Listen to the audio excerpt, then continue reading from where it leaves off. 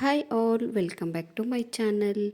ಇವತ್ತಿನ ರೆಸಿಪಿ ಬಗ್ಗೆ ಹೇಳೋದಾದರೆ, ಹೆಸರುಬೇಳೆನ ಬಳಸ್ಕೊಂಡು ಯಾವ ರೀತಿಯಾಗಿ ನಾವು ಕೋಸಂಬರಿ ಅಥವಾ ಹೆಸರುಬೇಳೆ ಸಲಾಡ್ನ ಮಾಡೋದು ಅಂತ ತಿಳಿಸ್ಕೊಡ್ತಿದ್ದೀನಿ.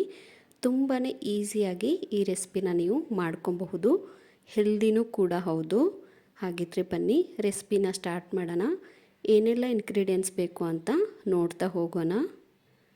ಮೊದಲಿಗೆ ನಾನಿಲ್ಲಿ ನೆನೆಸಿಟ್ಟಿರುವಂತಹ ಹೆಸರು ಬೇಳೆನ ತಗೊಂಡಿದ್ದೀನಿ.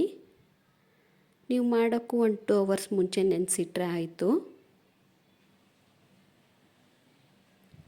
ಇವಾಗ ನಾನು ಇದಕ್ಕೆ ಕಟ್ ಮಾಡಿರುವಂತಹ ಸೌತೆಕಾಯಿನೂ ಕೂಡ ಸೇರಿಸ್ಕೊತಾ ಇದ್ದೀನಿ. ಹಾಗೆಯೇ ನಾನಿಲ್ಲಿ ತುರಿದಿರುವಂತಹ ಕ್ಯಾರೆಟ್ನು ಕೂಡ ಬಳಸ್ತಾ ಇದ್ದೀನಿ.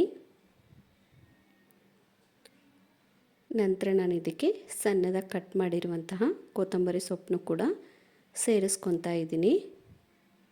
ಹಾಗೆಯೇ ರುಚಿಗೆ ತಕ್ಕಷ್ಟು ಉಪ್ಪನ್ನು ಕೂಡ ಬಳಸ್ಕೊಳ್ಳೋಣ. ಒಗ್ಗರಣೆಗೆ ನಾನಿಲ್ಲಿ ಸ್ವಲ್ಪ ಆಯಿಲ್ನ ಬಿಸಿ ಮಾಡಿದ್ದೆ. ಅದಕ್ಕೆ ಸಾಸಿವೆ ಮತ್ತು ಕರಿಬೇವಿನ ಸೊಪ್ಪನ್ನು ಕೂಡ ಸೇರಿಸಿ ಒಗ್ಗರಣೆ ಹಾಕ್ತಾ ಇದ್ದೀನಿ. ಇವಾಗ ಇದನ್ನು ನೀಟಾಗಿ ಮಿಕ್ಸ್ ಮಾಡಿದರೆ 2 ನಿಮಿಷದಲ್ಲಿ ನಿಮಗೆ ಸಲಾಡ್ ರೆಡಿ ಆಗುತ್ತೆ. ಚಪಾತಿಗೆ, ರೈಸ್ಗೆ, ಒಬ್ಬಟ್ಟಿಗೆ ಹಾಗೆಯೇ ರೊಟ್ಟಿಗೆ ಬೆಸ್ಟ್ ಸೈಡ್ ಡಿಶ್ ಅಂತಲೇ ಹೇಳ್ಬೋದು. ತುಂಬಾ ಹೆಲ್ದಿ ಕೂಡ ಹೌದು. ಹಾಗಿದ್ರೆ ಇವಾಗಲೇ ಹೋಗಿ ರೆಸಿಪಿನ ಟ್ರೈ ಮಾಡಿ ಹೇಗಿತ್ತು ಅಂತ ಕಮೆಂಟ್ ಮಾಡೋದನ್ನು ಮರಿಬೇಡಿ.